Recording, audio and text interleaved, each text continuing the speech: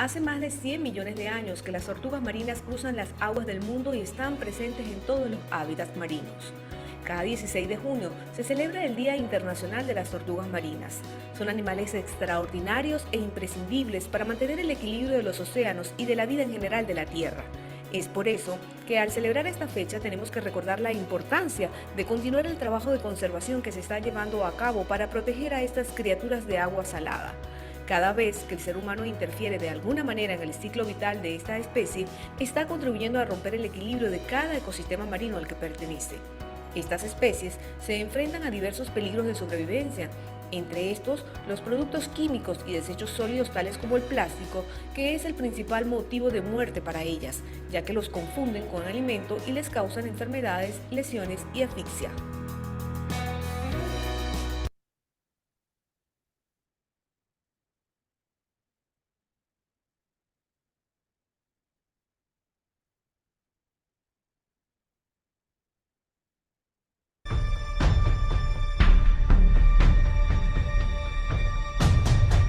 En las misceláneas destacamos lo que ocurría en el año 1976. En Soweto, Sudáfrica, una marcha de 10.000 estudiantes que portan pancartas y gritan consignas en las que dicen abajo con los afrikaans y viva Azania, el nombre dado a Sudáfrica, en este caso por los nacionalistas negros, es rodeada por fuerzas armadas de la policía cuando llegan a la escuela Fefeni, situada en una pequeña colina que rodea los hogares de más de 1 millón de sudafricanos negros. La policía entonces lanza granadas de gas lacrimógeno contra la multitud sin previo aviso, que los manifestantes responden con piedras y los agentes a estos de nuevo abriendo fuego.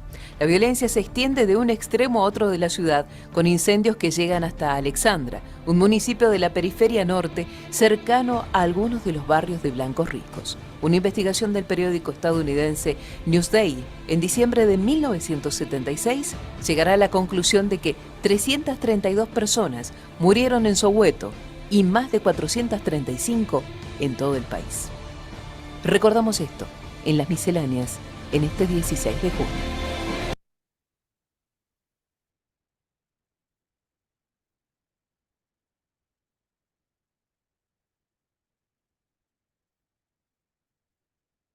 ¿Quién es John Snow? Se considera el padre de la epidemiología, que me cuesta decirlo, epidemiología, ahí me salió. Él en 1800 y tanto tenía una tesis sobre el cólera, que estaba afectando a Londres, estaba matando gente, 700 muertos en 2 semanas.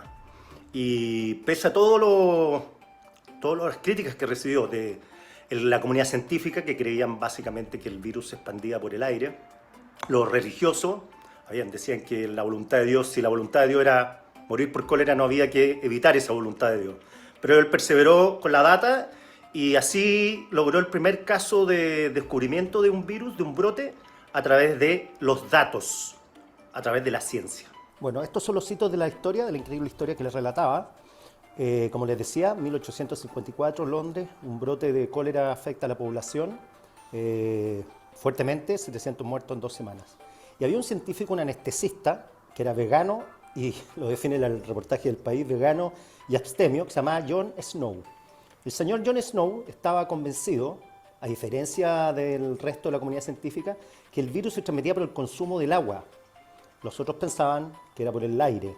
Era denostado por la ciencia, nadie le daba mucha bola, etcétera, etcétera. Entonces él se abocó a buscar data. Solo data. Y logró ubicar al paciente cero. Eso es clave en la trazabilidad de la que hablamos hoy día. El paciente cero es una niña de 6 meses que vivía cerca de la calle Broad Street y que la madre arrojaba el agua sucia después de lavar sus pañales en un pozo negro que tenía, y ese pozo iba al epicentro del contagio. ¿Cuál es el epicentro del contagio? Broad Street. Y este es el mapa brillante que diseñó John Snow. Si se fijan, Broad Street está la calle ahí, y él empezó a marcar dónde está la prevalencia de casos. Y empezó a mirar que todo esto confluía en esa calle. Estaban concentrados ahí los casos.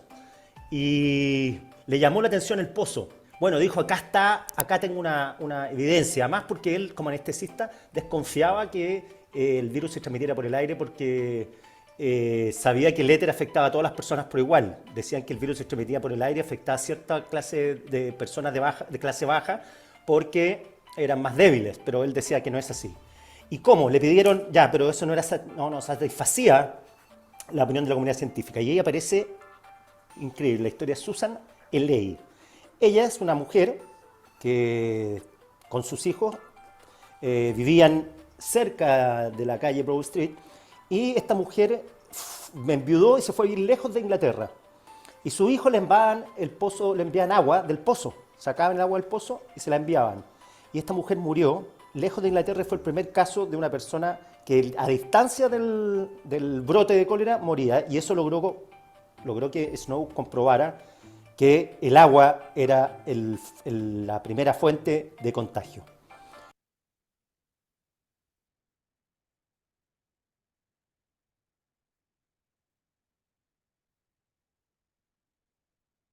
Barbara McClinton. Nace en 1902 en Estados Unidos y muere en este mismo país el 2 de septiembre de 1992. Fue una científica especializada en citogenética, conocida por el descubrimiento de los genes saltarines. A los 4 meses de edad se le cambia el nombre Eleanor por Barbara.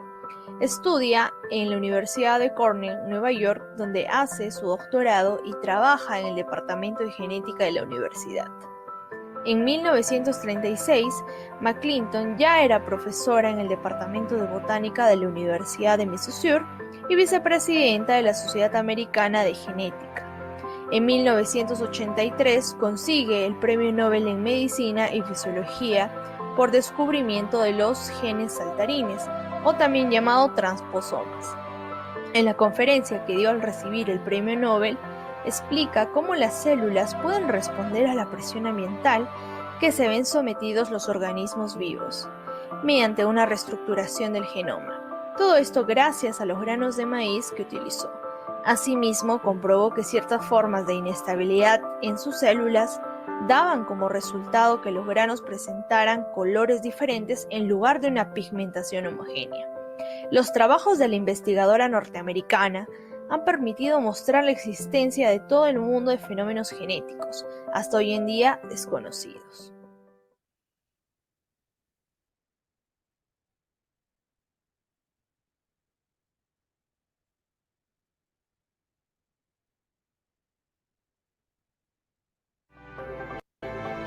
El mundo conmemora hoy la contribución de los más de 200 millones de mujeres y hombres migrantes que envían dinero a sus más de 800 millones de familiares en sus países de origen. Este 16 de junio es el Día Internacional de las Remesas Familiares, donde se pone de relieve la gran resiliencia de los trabajadores migrantes ante los riesgos de estar en países distintos a los suyos, así como los problemas que enfrentan como inseguridad en todos sentidos, desastres naturales y climáticos y la pandemia mundial de COVID-19. Las remesas familiares que realizan las personas que emigraron al extranjero a sus compatriotas de su país de origen son literalmente un salvavidas para el mundo en desarrollo. Y aunque de manera individual pueden ser de un valor relativamente bajo en su conjunto, estos flujos de dinero triplican el importe que se destina en todo el mundo a la asistencia oficial para el desarrollo. Las remesas tienen efectos transformadores en los hogares y las comunidades locales y hacen posible la sobrevivencia de las familias. En las últimas 2 décadas, las remesas se multiplicaron por 5 y debido a su carácter anticíclico, han servido para equilibrar las recesiones económicas en los países que las reciben. La pandemia de COVID-19 ha sido una dura prueba para las remesas mundiales. En mayo, un informe del Banco Mundial reveló que las remesas disminuyeron solo 1.6%. Pasaron de 548 mil millones de dólares en el 2019 a 540 mil millones de dólares en el 2020. El dato no sorprendió. Las remesas, una vez más, mostraron su fortaleza. Y cada año, los flujos de recursos suman millones de dólares en el mundo.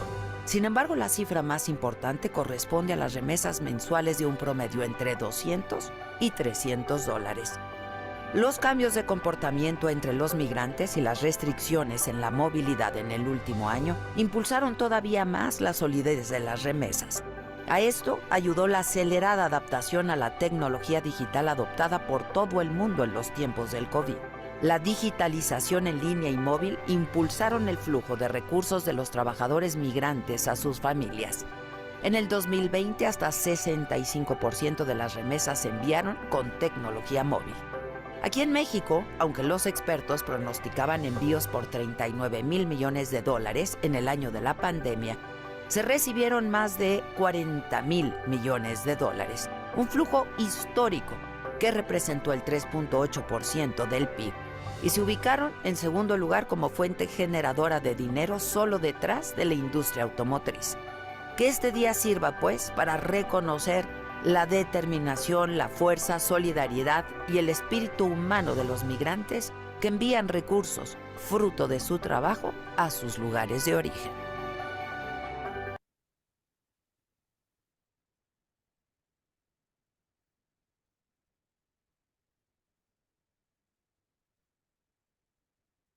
Hoy les voy a platicar de la primera astronauta mujer, la única que ha hecho un paseo solitario de 48 vueltas alrededor de la Tierra en 3 días, Valentina Tereshkova.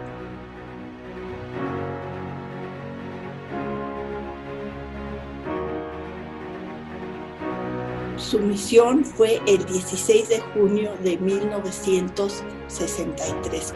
Ella nació el 6 de marzo de 1937. Cuando ella tenía 2 años, se murió su papá en la Segunda Guerra Mundial. Tenía 2 hermanos y su mamá se puso a trabajar en una fábrica de hilados. Y cerca de su casa pasaba un tren. Así es que Valentina quería ser conductora de ferrocarril desde que era muy pequeñita. Empezó a ir a la escuela a los 10 años y a los 17 ya no siguió estudiando. Pero a escondidas empezó a tomar clase de paracaidismo. Ya después ya les platicó a su mamá. Y era buenísima. Al principio pues sí le daba miedo, pero después aprendió a manipular muy bien el paracaídas y era muy audaz. Se lanzaba del avión y hasta el último momento abría el paracaídas. En esa época, la Unión Soviética, que ahora es parte de Rusia y otras naciones, estaba muy en competencia con los Estados Unidos para ver quién era el primero en conquistar el espacio. Los soviéticos lanzaron el primer satélite, siguieron los norteamericanos, los soviéticos el primer astronauta, le decían cosmonauta para ser diferentes a los norteamericanos. Y uno de los generales soviéticos leyó que los norteamericanos iban a poner en el espacio a una mujer y pensó, esto es inadmisible. Así es que convenció a los demás que había que poner una mujer en el espacio. Reclutaron a 400 mujeres. Una de ellas era Valentina. ¿Y por qué alguien que sabía lanzarse por paracaídas? Porque en esa época las cápsulas espaciales eran esferas y cuando regresaban a la Tierra se desprendía la parte inferior y el astronauta con un asiento bajaba en paracaídas hasta aterrizar en un desierto.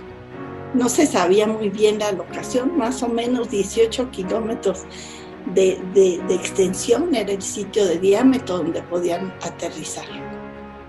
Así es que Valentina estuvo 2 años trabajando para ser astronauta. Era una misión secreta. Su mamá no sabía, pensaba que había ido a hacer cosas de paracaidismo. Su misión fue el 16 de junio de 1963. Siempre tuvo náuseas, se sentía un poco mal, le incomodaba el casco y en el primer día se dio cuenta que había una instrucción que estaba mal. En lugar de reingresarla a la Tierra, la iban a mandar al espacio exterior. Era un error de uno de los generales. Se comunicó todo el tiempo, estaba en comunicación, casi no descansaba, todo el tiempo tenía que estar checando los aparatos. y el general se dio cuenta que se había equivocado y tuvieron que reconfigurar las instrucciones de ingreso de su nave espacial. Esto fue un secreto durante 30 años. Les prohibieron a todos hablar sobre este asunto. Era un error inadmisible. 30 años después, el general confesó su error y ya Valentina pudo platicar de este asunto terrorífico. Imagínate estar en el espacio y pensar que tal vez te avienten al espacio sideral para siempre. Y ella lo pudo resolver. Así es que yo felicito a Valentina, felicito a las mujeres audaces que han luchado por la causa de la mujer, que se atreven a hacer cosas distintas y que pueden ser muy exitosas y realmente ayudar a otras mujeres.